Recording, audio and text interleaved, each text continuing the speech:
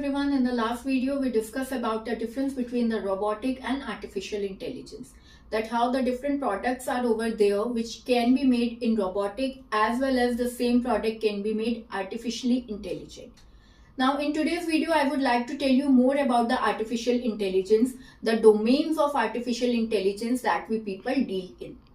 Now if we talk about any robot or any machine or any product that is being made artificially intelligent, it needs to take some kind of input.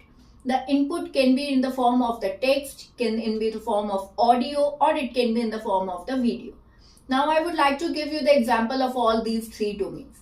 If I talk about the text, then Google Translator AI app is the one of the best example of giving the text input and getting the output in the form of text also.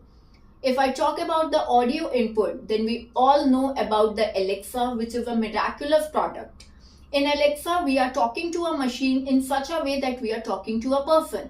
So Alexa is a kind of a medicine for the person who is feeling lonely, who is having nobody to talk with.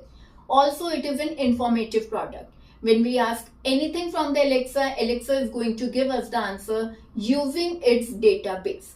Now, if I talk about the video input, then the YouTube recommendation is one of the best examples for this kind of input. When you are looking at a particular video, you start getting the suggestions regarding the same video. So all these things, the Alexa, the YouTube recommendation, the Google Translator, they are not a part of a magic. They are simply the domain of AI, which we call machine learning. The machines are being made intelligent, we provide them the learning, and because of that learning, they are responding us. To know more about the different domains of AI, stay tuned. Thank you.